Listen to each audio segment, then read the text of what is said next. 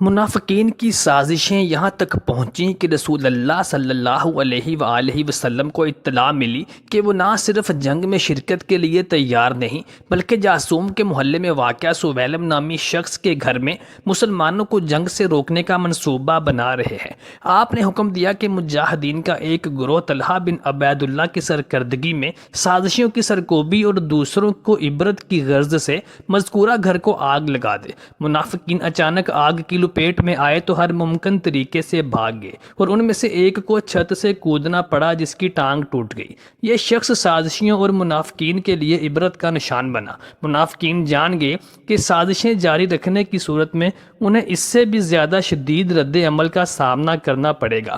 حضرت علی رضی اللہ تعالی عنہ نے تمام غزوات میں شرکت کی تھی، لیکن رسول اللہ صلی اللہ علیہ وآلہ وسلم نے پہلی بار اپنے آخری غزوے کے لیے عزیمت سے قبل حضرت علی کو مدینہ میں بطور جانشین مقرر کیا، جس پر تاریخ اور سیرت اور حدیث کے مؤخذ کا تقریباً اتفاق ہے۔ گو کہ بعض مورخین نے اس موضوع میں اختلاف کیا ہے۔ بہر صورت منافقین مدینہ میں بغاوت کا ارادہ رکھتے تھے اور گویا رسول اللہ نے منافقین ہی کے منصوبوں کی ناکامی کے لیے آپ کو جانشین مقرر کیا تھا۔ چنانچہ منافقین آپ کی موجودگی کو اپنی سازشوں کے سامنے رکاوٹ سمجھتے تھے اور رسول خدا کے اس اقدام سے ناراض تھے۔ چنانچہ انہوں نے افواہ اڑائی کہ رسول اللہ صلی اللہ علیہ وسلم مجاہدین کے درمیان حضرت علی کی موجودگی کو پسند نہیں کرتے تھے، یا گرمی اور جنگ کی دشواریوں سے پہلو تہی کرنے والوں نے بھی کہا کہ حضرت علی بھی ان کی ہی طرح جنگ سے پیچھے رہ گئے ہیں۔ بعض دوسروں نے کہا کہ رسول اللہ صلی اللہ علیہ وسلم کو حضرت علی کی معیت ناگوار تھی، چنانچہ انہیں اپنے گھر کی سرپرستی کے لیے چھوڑ گئے ہیں۔ چنانچہ حضرت علی ہتھیار سنبھال کر شہر کے نواح میں واقع جرف کے مقام پر رسول اکرم صلی اللہ علیہ وسلم کی خدمت میں حاضر ہوئے اور عرض کی، اے پیغمبر خدا، منافقین گمان کرتے ہیں کہ آپ نے مجھے پیچھے چھوڑ دیا ہے، مجھے اپنے لیے بوجھ سمجھا ہے اور مجھے خفیف کر دیا ہے۔ حضور اکرم صلی اللہ علیہ وسلم نے فرمایا، اے علی، تمہارے لیے میرے نزدیک وہی منزلت ہے جو ہارون کے لیے موسیٰ کے نزدیک تھی، سوائے اس کے کہ میرے بعد کوئی اور نبی نہیں ہے۔ غزوہ تبوک سے واپسی پر منافقین جو صحابہ کرام علیہ اجمعین کے روپ میں مسلمانوں کے لشکر میں موجود تھے، انہوں نے نبی کریم صلی اللہ علیہ وآلہ وسلم پر قاتلانہ حملہ کر کے آپ صلی اللہ علیہ وآلہ وسلم کو نعوذ باللہ قتل کرنے کا منصوبہ بنایا، کیونکہ یہ واحد غزوہ تھا جس میں حضرت علی رضی اللہ تعالی عنہ نبی رحمت صلی اللہ علیہ وآلہ وسلم کے ہمراہ موجود نہ تھے۔ چنانچہ اس موقع کا بھرپور فائدہ اٹھانے کے لیے منافقین نے سوچا کہ نبی کریم صلی اللہ علیہ وآلہ وسلم کو نعوذ باللہ قتل کر دیا جائے۔ اس کے لیے جب ایک گھاٹی میں سے گزرنے لگے تو نبی کریم صلی اللہ علیہ وآلہ وسلم نے اپنے ساتھ حضرت حذیفہ بن یمان اور حضرت عمار بن یاسر رضی اللہ تعالی عنہ کو رکھا۔ چنانچہ آپ صلی اللہ علیہ وآلہ وسلم نے اپنے ان دونوں جانسار صحابہ کو حملے کے وقت آگاہ کیا اور ان سے کہا کہ اپنے ہاتھ میں موجود ڈنڈے اور چابک کو زور زور سے گھماؤ اور حملہ آوروں کو پیچھے دھکیل دو۔ ان دونوں جانسار صحابہ علیہ اجمعین نے ایسے ہی کیا اور آپ صلی اللہ علیہ وآلہ وسلم سے کہنے لگے، یا رسول اللہ، یہ کوئی لٹیرے یا ڈاکو معلوم ہوتے ہیں۔ نبی صلی اللہ علیہ وآلہ وسلم نے ارشاد فرمایا، نہیں میرے پیارے صحابہ، یہ کوئی چور، ڈاکو یا لٹیرے نہیں، بلکہ یہ صحابہ کرام کے اندر موجود منافقین تھے جو میرے قتل کے لیے حملہ آور ہوئے تھے۔ پھر نبی کریم صلی اللہ علیہ وآلہ وسلم نے حضرت حذیفہ بن یمان کو اور عمار بن یاسر کو ان منافقین کے نام سے آگاہ کیا۔ تاریخ کی بہت سی کتابوں میں ان منافقین کے نام بھی درج ہیں جو کہ تعداد میں 12 تھے۔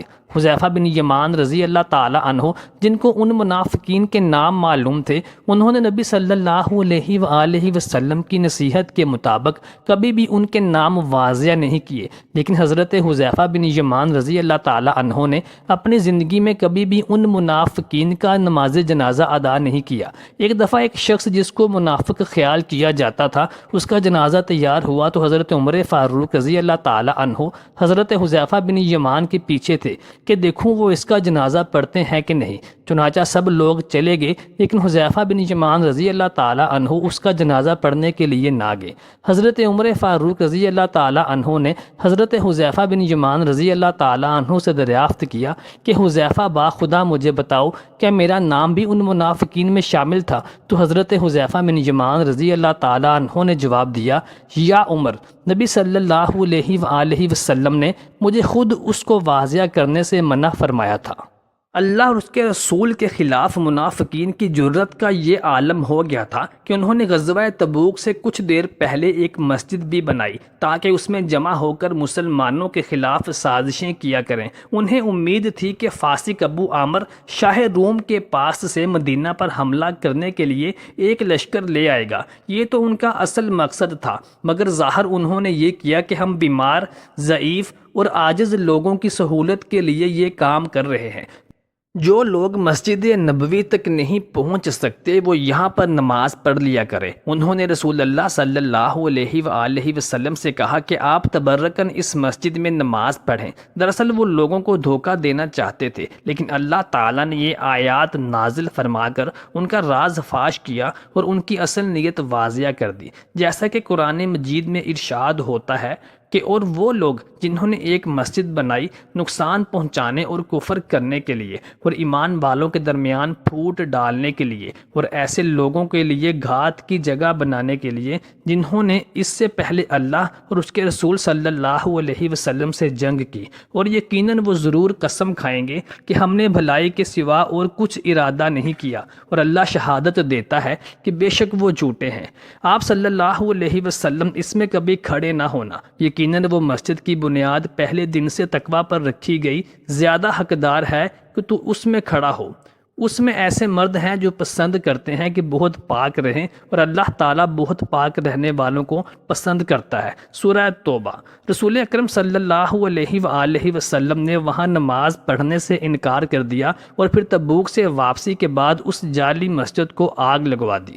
غزوہ تبوک سے واپسی کے بعد آپ صلی اللہ علیہ وآلہ وسلم نے منافقین کے سردار عبداللہ بن ابی کا جنازہ پڑھایا تو اللہ تعالیٰ نے آئندہ کے لیے آپ صلی اللہ علیہ وآلہ وسلم کو منافقین کا جنازہ پڑھنے سے بھی منع فرما دیا۔ ارشاد باری تعالیٰ ہوا، اور ان میں سے جو کوئی مر جائے آپ صلی اللہ علیہ وسلم اس کا کبھی جنازہ نہ پڑھیں اور اس کی قبر پر کھڑے بھی نہ ہوں۔ کچھ اور لوگ بھی غزوہ تبوک سے پیچھے رہ گئے تھے، جیسا کہ حضرت کعب بن مالک رضی اللہ تعالیٰ عنہ کی حدیث سے معلوم ہوتا ہے کہ میں جب لوگوں میں چلتا پھرتا تھا تو مجھے یہ دیکھ کر شدید غم لاحق ہوتا تھا کہ مدینہ میں صرف وہی آدمی نظر آتے ہیں جو نفاق میں ڈوبے ہوئے تھے، یا پھر وہ جن کا عذر اللہ تعالیٰ نے قبول کیا۔ بعض منافقین جان بوجھ کر رسول اللہ صلی اللہ علیہ وآلہ وسلم کے ساتھ گئے تھے تاکہ موقع پا کر کوئی شرارت کریں اور مسلمانوں کو بددل کر دیں۔ رسول اکرم صلی اللہ علیہ وآلہ وسلم نے اس جنگ میں خاص طور پر تمام مسلمانوں کو جانے کا حکم دیا تھا۔ اسی خصوصیت کی طرف اس آیت کریمہ میں بھی اشارہ ہے کہ اے لوگو جو ایمان لائے ہو، تمہیں کیا ہے جب تم سے کہا جاتا ہے کہ اللہ کی راہ میں خرچ کرو تو زمین کی طرف گرتے جاتے ہو؟ کیا تم نے آخرت کے مقابلے میں دنیا کی زندگی کو پسند کر لیا ہے؟ آخرت کے مقابلے میں دنیا کی زندگی کا فائدہ تو بہت ہی تھوڑا ہے۔ التوبہ۔ لوگوں کی سستی کا سبب دراصل یہ تھا کہ کھجور کی چنائی کا وقت آ چکا تھا، اس کا پھل پک کر تیار ہو چکا تھا۔ شدید گرمی کی وجہ سے سائے کی اور پانی کی طلب بہت زیادہ بڑھ گئی تھی۔ یہ مجاہد کی مرسل روایت ہے، اس کے راوی سکہ ہیں، تاہم ایک راوی عبداللہ بن ابی ملجا مکی مدلس ہے اور اس نے یہ روایت ان سے بیان کی ہے۔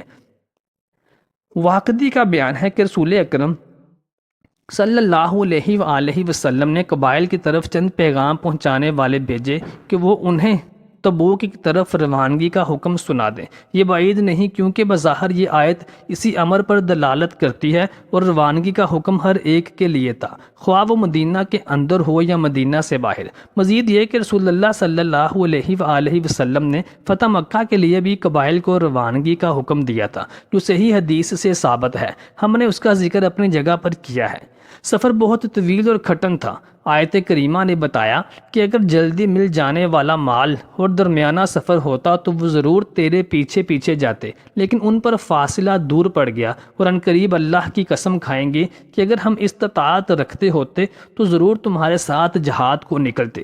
وہ اپنے آپ کو ہلاک کر رہے ہیں اور اللہ جانتا ہے کہ بے شک وہ ضرور جھوٹے ہیں۔ سورہ توبہ۔ اس جنگ میں بہت سے اعرابی اور منافقین پیچھے رہ گئے تھے۔ اس کے علاوہ کچھ اہل عذر صحابہ کرام علیہ اجمعین بھی تھے۔ 3 ایسے صحابہ کرام علیہ اجمعین تھے جو کہ اکابر صحابہ میں شمار ہوتے تھے اور جن کے پاس پیچھے رہ جانے کا کوئی عذر نہ تھا، لیکن انہوں نے اللہ تعالیٰ سے دعا مانگی اور اپنی توبہ کی قبولیت کا انتظار کیا، اور 40 دن کے بعد اللہ تبارک و تعالیٰ نے قرآن مجید کا آیت کے ذریعے ان کی توبہ کو قبول کیا۔